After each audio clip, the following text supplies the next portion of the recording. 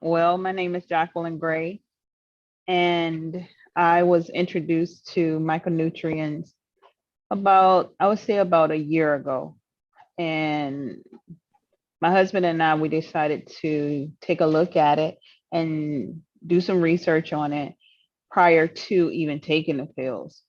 However, during that particular time, especially at work, I was under a lot of stress and my blood pressure was uncontrolled, unbeknownst to me, and I had to go in the hospital because I couldn't breathe. I knew prior to why I couldn't breathe because basically I was in the hospital in 2017 with the same condition, but it was a little worse in 2000. No, it actually got worse in last March when I was in a hospital. I had to be hospitalized for it. The doctor came in and said that my injection fraction was 29%, which was not good. And then when we did our follow-up visit, my husband and I with the doctor, he said to us that it wasn't, good. That was not a good place to be in. So we sought out a second opinion. And from the second opinion, the doctor told us that what I had could be reversed. However, he thought it to be a mitral valve prolapse. The mitral valve prolapse, he said, if it was severe, I would have had to have open heart surgery. But if it was not severe, then medications would control it. Um, Being introduced to micronutrients, we decided that we would try that along with the regimen that I was on. And I would say a month later, because I had to go to the doctor every month at this point. A month later, when he did the ultrasound on my heart, he said that no, I'm sorry. He did the CTA, which is a CAT scan of the heart, so he can get a really good look at what was going on with my heart. He said that the heart looked like it had started to repair itself and that I did not need surgery. So that was the first good news. The second good news came the following month, um, when he said that now my heart looks like it was into full repair, whereas the first doctor said that the injection fraction would never repair itself, it would never reverse, um, it would only get worse, and I would have to only control it. But now with this doctor and with taking micronutrients, that's the only thing I can liken it to, because that's what changed in my life when I started taking that. The micronutrients, the heart actually repaired itself, and the mitral valve actually repaired itself. So the injection fraction went from 25% now to 49%, which the doctor was telling my husband and I was technically unheard of. Um, Basically, he was shocked, and so were we, that my heart actually repaired itself. My sister, unfortunately, had a similar heart condition to mine, and she passed away December 3rd from the condition. And this was after I had told her about taking the micronutrients, but she didn't take it. And I did. And I'm still here to tell the story. So I'm extremely happy about that. We're happy about that also. And you mentioned this was congestive heart failure. Yes. Yes. So it's a form of congestive heart failure.